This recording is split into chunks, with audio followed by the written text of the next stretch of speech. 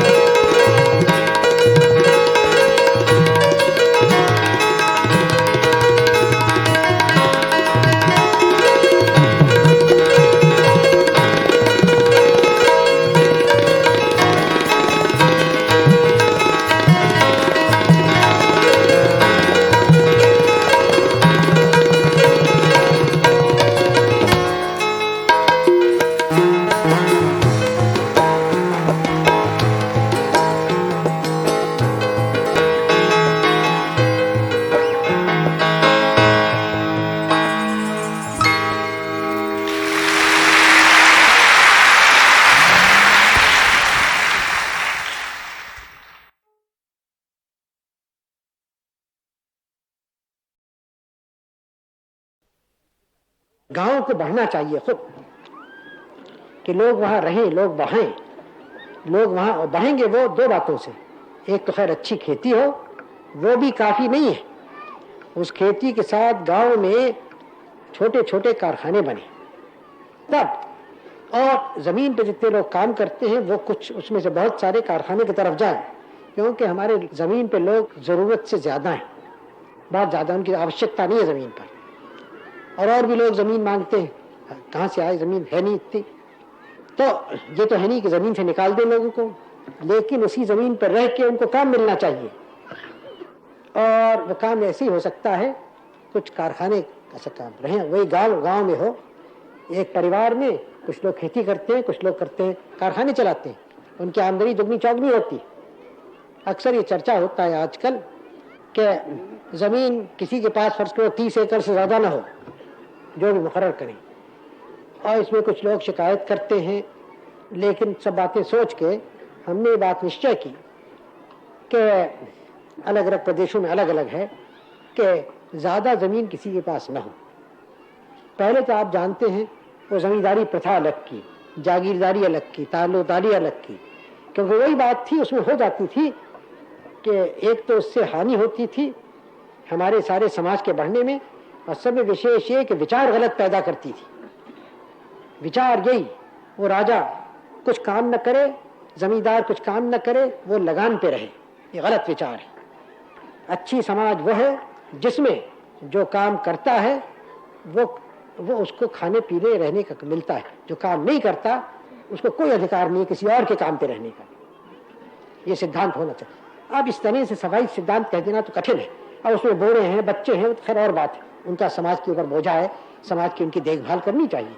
लेकिन कोई हट्टा कट्टा पुरुष या स्त्री, याद रखिए या स्त्री,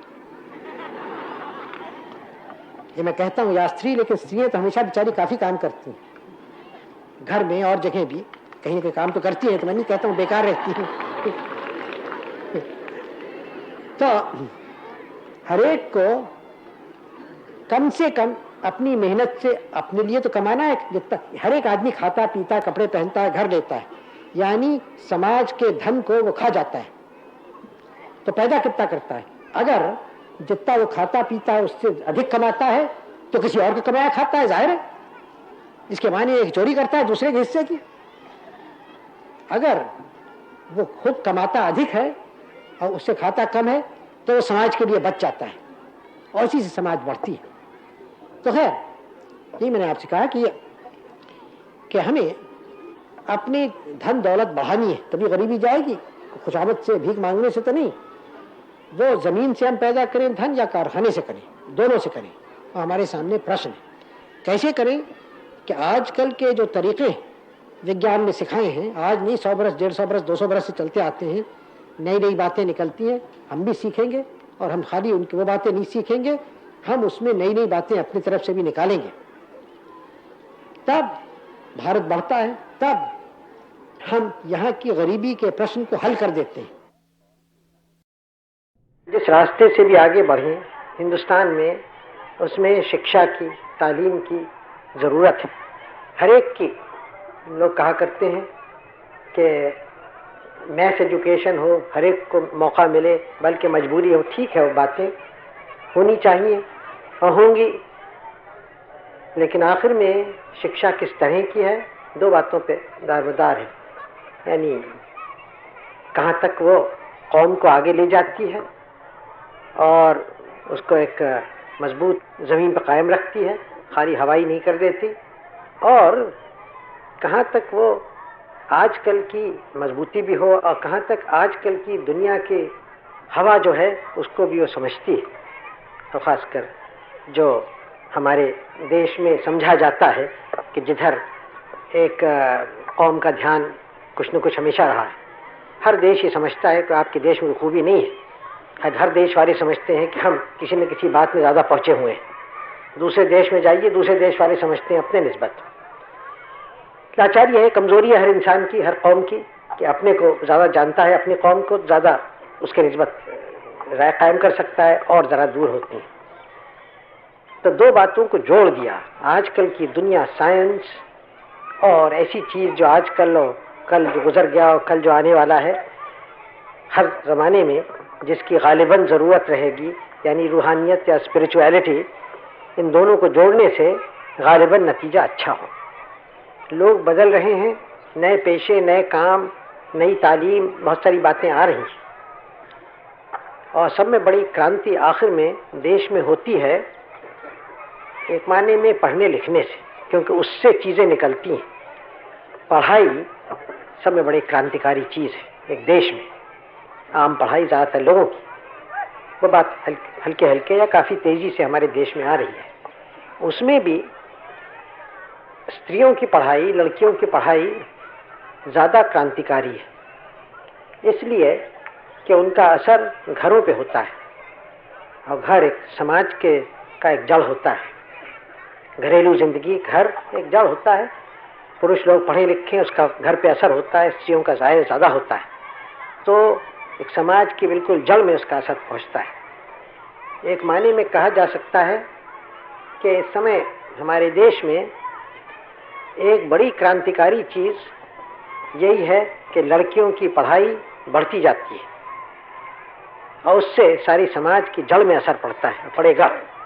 कुछ लोग थोड़ा सा इससे कुछ परेशान होते हैं, घबराते हैं, लेकिन और उसमें हमेशा जब कोई भी कदम उठाया जाए तो उसमें कुछ न कुछ अंदेशा होता है गलत बातें हो जाने का, होते ही है। लेकिन इसमें कोई शक नहीं कि ये एक आवश्यक बात है, चाहे उसमें कोई अंदेशा भी हो, खतरा भी हो, और एक अच्छे तरफ ये मुल्क को ले जाएगी। डाकू दयाराम गुजर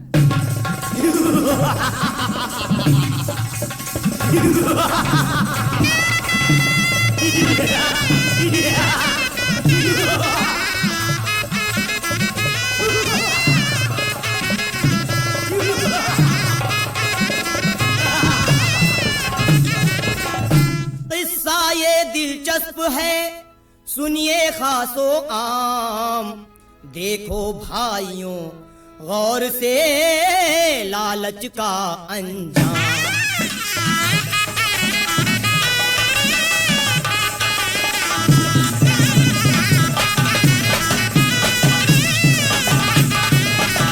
लालच का अंजाम बुरा है, नहीं फूलता फलता। धन दौलत के खातिर इंसान क्या क्या रंग बदलता।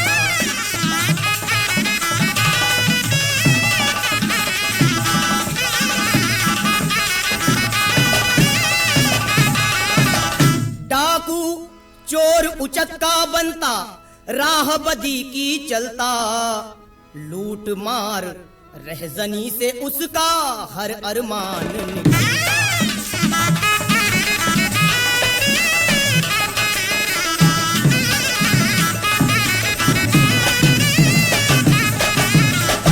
कहा पत्नी ने उसकी, मुझको गहने ला के पहना दो, बना दो मुझको बेगम, तन मेरा गहनों से सजवा दो।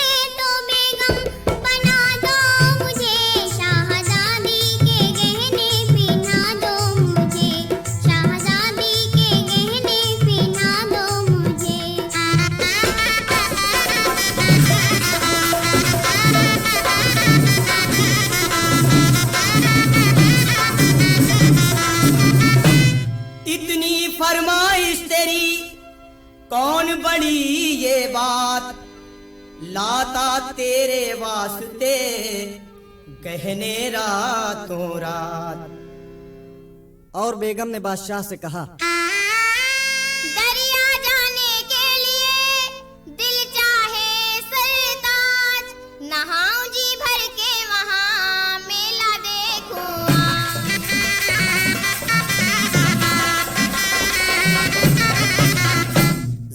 चाहिए बेगम, मैं सब इंतजाम किए देता हूँ। इधर दयाराम से एक सरदार ने आकर कहा,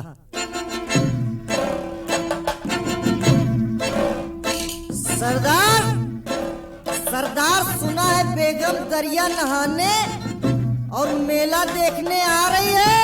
अच्छा आइए तो बहुत अच्छा हुआ।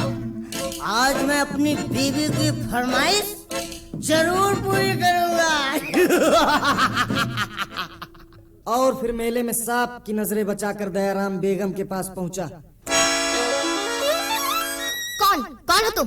दयाराम गुजर, एक माना हुआ डाकू। तो यहाँ क्यों आए? आपके गहने लेने की खातिर यहाँ आया हूँ, लेके जेवर ही जाऊंगा मैं। खैरियत जिंदगी की अगर चाहती, गहने दे दीजिए ना सताऊंगा मैं।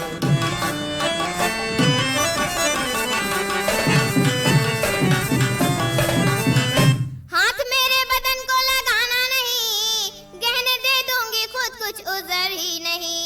इस ढिठाई पे डाकू पने के लिए, इसका अंजाम क्या हो खबर ही नहीं।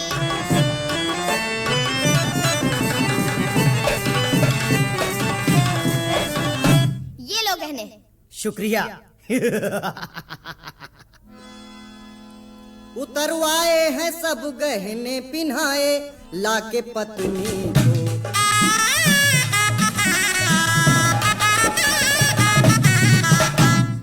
उतरवाए हैं सब गहने पिन्हाए, लाके पत्नी को। सुना जब बादशाह ने हाल दी, तस्कीन बीबी को।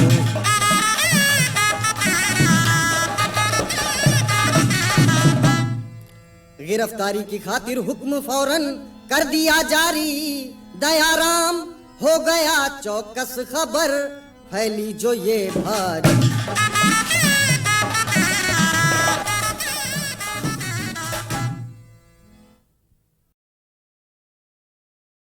என் உயிரினும் மேலான அன்பு உடன்பிறப்புகளே, 13 ஆண்டு காலம் திமுக கழகம் தமிழகத்தில் எதிர்க்கட்சியாக இருந்தது. தமிழ் மக்களுக்காக, தமிழ் மொழிக்காக கழகம் பல்வேறு போராட்டங்களை அரசியல் ரீதியாக சந்தித்திருக்கிறது. கடமை தவறினோம் இல்லை, கண்ணியம் மீறினோம் இல்லை, கட்டுப்பாடு இழந்தோம் இல்லை. கற்பூரமாக எரிந்தோம், ஊதுவத்தியாக மணந்தோம், மெழுகாக உருகினோம், உப்பாக கரைந்தோம், மழையாக பொழிந்தோம், தென்றலாக வீசினோம். யாருக்காக? தமிழர்களுக்காக. எதற்காக? தமிழ் மொழிக்காக. ஏன்? தமிழர் கலாச்சாரம் காப்பதற்காக. நாம் வாழ விரும்புவதெல்லாம் தமிழர் வாழ வேண்டும் என்பதற்காகத்தான். தமிழர்களின் எதிர்காலம் இருண்டுவிடக் கூடாதே என்பதற்காகத்தான். நம் வருங்கால சந்ததிகள் பழையபடி அடிமைகளாக வாழக்கூடாது என்பதற்காகத்தான். எழு, விழி, தமிழர் இனத்தை அழிக்க வரும் பகையை அழி. இந்த தேர்தல் தமிழர்களுக்கும் தமிழ் பகைவர்களுக்குமான குருட்சேத்திர யுத்தம். தொட்டில் தூங்கும் குழந்தை கூட அதோ இனமானம் காக்க, குல வெற்றிக்கான கைகால்களை உதைத்துக் கொள்கிறது. பெரியாரின் பேரனே, அண்ணாவின் உண்மை தம்பியே, அன்பு உடன் பிறப்பே, வெற்றி கிட்டும் வரை இமை மூடாதே, துரோகத்தை தூள் தூளாக்கு, தூள் தூளாக்கு. என் அன்பு உடன் பிறப்பே, காலை மிதித்தவனின் தலையை மிதிப்பேன் என்று சூளுரை போர் உண்டு. ஆனால் இப்போது தலையையே மிதித்திருக்கிறார்கள். தன்மான சிங்கமே, தக்க பதிலளிக்க நின் தடந்தோலை தட்டி கிளப்பிடும் ஓசை தருக்கர்களை தலைதெறிக்க ஓட வைக்க வேண்டாமா? ஜனநாயக தேர்தல் களத்தில் அண்ணன் காட்சியாக்கி காட்டியுள்ளார் தேர்தல் களத்தின் இரு அணிகளை. எதிர் அணியில் பகைவர்கள் மட்டுமல்ல, எட்டப்பொருள்களும் இருக்கின்றனர் என எச்சரித்தும் இருக்கிறார். நமது அணியின் தூய்மை, துணிவு, உறுதி, வாய்மை குறித்தும் அண்ணாவின் எழுதுகோள் உயிரோயம் தீட்டியுள்ளது. களம் அதோ, அணிதிரள்க, பணிபுரிக, வெற்றி நமதே, வீர் நடை ஓடுக, வெற்றி நமதே. इस लाल किले के ऊपर हमारा कौमी झंडा फहराया था। वो एक खास दिन था हमारे इतिहास में और दुनिया के इतिहास में। और ख़ास दिन इसलिए था कि इतना बड़ा मुल्क आज़ाद हुआ, और इसलिए कि जिस तरह से वो आज़ाद हुआ, जिस शान से, जिस शांति से, वो भी एक अनोखी बात थी। दुनिया के सामने एक मिसाल हो गई थी। हमारा सिर ऊंचा हुआ, दुनिया ने हमारी कदर की और ये झंडा उठा था और हमारा दिल खुश था। अगर सुबह आफ्ताब के निकलने के वक्त वो हमारे एक फतेह की निशानी थी, तो वही शाम हुई जब हमारे हार की भी झलक हमारे सामने आ गई। हार थी दुश्मन से नहीं, दुश्मन पे हमने फतेह पाई। हार थी अपनी कमजोरियों से, अपनी नाइत्तफाकी से, जो कि सब में ज्यादा खतरनाक बात होती है। शेर का सामना शेरों की तरह हमने किया, फिर सांप ने आके हमें पीछे से काटा। मैं इसलिए आपको याद दिलाता हूं ये कि फिर ऐसे सांप फैले हुए हैं जो पीछे से आके काटते हैं, जो हमको कमजोर करते हैं, जो हमें जलील करते हैं, और ये सब जो हमने इतने जमाने में किया कराया उसको नाश करने की कोशिश करते हैं। कुछ पुराने जमाने की तरफ देखने, कुछ आज के सवालों का तकाजा हमारे सामने, कुछ एक झलक तस्वीर भविष्य की जिधर हम जा रहे हैं, क्योंकि हमने एक बड़ी यात्रा का इंतजाम किया। स्वराज की यात्रा खत्म हुई तो उससे बड़ी, उससे मुश्किल सफर का इंतजाम किया, जिस सफर में इस मुल्क के 36-37 करोड़ आदमियों को, सबों को जाना है, मिलकर जाना है, हाथ में हाथ मिला के, ताकि वो सब खुशहाल हों, ताकि उनकी मुसीबतें कम हों, ताकि जो जिंदगी के ज़रूरियात हैं वो हर एक को मिले, ताकि ये जो हमारे होनहार बच्चे हैं जिनके ऊपर गुलामी का साया कभी नहीं पड़ा, जो कि पैदा हुए आज़ाद हिंदुस्तान में, वो हमेशा आज़ाद रहें, उनका सिर ऊंचा रहे, खुशहाल रहें और अपनी और मुल्क की तरक्की कर सकें। ये हमने सोचा और इस रास्ते पर हम चले, और रास्ते में हजार खाई खंदक, हजार मुसीबतें, कभी सैलाब आके हमें बहा देता, कभी एक रेगिस्तान की तरह से हालत हो जाती, कभी बारिश इतनी ज़्यादा हो कि उसको संभालना मुश्किल, कभी न हो तो उससे भी बदतर। यह हालत हुई। बरसों से आप जानते हैं कि इस मुसीबतों का इस मुल्क ने सामना किया, तकलीफ हुई, परेशानियां हुई, लेकिन हिंदुस्तान का सिर तो नहीं झुका, क्योंकि आखिर में जैसे कि वो एक इम्तिहान का ज़माना था, पुराना ज़माना, जबकि हमने एक साम्राज्य का मुकाबला किया था, उससे खड़ा ये ज़माना आ गया हमारे इम्तिहान का, कि कहाँ तक हम मुसीबत में मिलकर रह सकते हैं, कहाँ तक हम मिलकर काम कर सकते हैं, कहाँ तक हम इस और मंजिल को भी पार कर सकते हैं। ये आया, और ऐसे मौके पर जब आप उसमें फूट हो, आप उसमें लड़ाई हो, हाथ उठाए एक इंसान दूसरे के लिए, दूसरे के ऊपर, तब क्या उसके माने हैं? क्या हम अपने पुराने सबक भूल गए? क्या हम गांधी जी को भूल गए? क्या हम हजारों बरस के हिंदुस्तान की तारीख को भूल गए? क्या हम जो हमारा भविष्य है, जिसके लिए हम काम कर रहे हैं, उसको भूल गए? क्या हम अपने बच्चों को भूल गए? क्या याद रहा हमें जब हम एक दूसरे पे हाथ उठाते हैं और झगड़ा फसाद करते हैं, महज किसी सियासी बात को हासिल करने को, या जो कुछ भी उसकी वजह हो मैं नहीं जानता, क्या बात क्या है? तो फिर मेरी ये आपसे दरख्वास्त है और मुल्क में सबों से दरख्वास्त है कि और सवालों को पे हम गौर करें ज़रूर, और रास्तों पे हम चलें, लेकिन पहली बुनियादी बात यह है कि हम अपने को संभालें, हम एक दूसरे से लड़ाई का सिलसिला छोड़ें, हम ये समझ लें कि हिंदुस्तान में न आज़ादी है, न समाजवाद है, न प्रजातंत्र है, अगर हम लड़ाई झगड़ा करके फैसले किया चाहते हैं। लेकिन असल में हमारा सवाल हमारे मुल्क का है, हमारे घर का है, शहर का, मोहल्ले का और हमारे पड़ोसी का।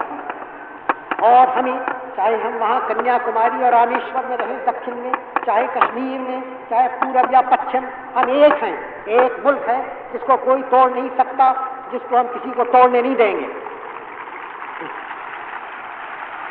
हम और आप हिंदुस्तान के बाशिंदे हैं, हिंदुस्तान के नागरिक हैं, सिटीजन हैं, हम इस मोहल्ले के खाली नहीं है, और इस शहर के नहीं, और इस प्रदेश के नहीं, और उत्तर के नहीं, और दक्षिण के नहीं, और पूर्व पश्चिम के नहीं। और ये बात सब समझ लें, क्योंकि जो इसके खिलाफ हाथ उठाएगा और हिंदुस्तान की एकता को कमजोर करने की कोशिश करेगा, उसका हमें मुकाबला करना है, चाहे कोई बाहर की ताकत हो या अंदर से उठाए।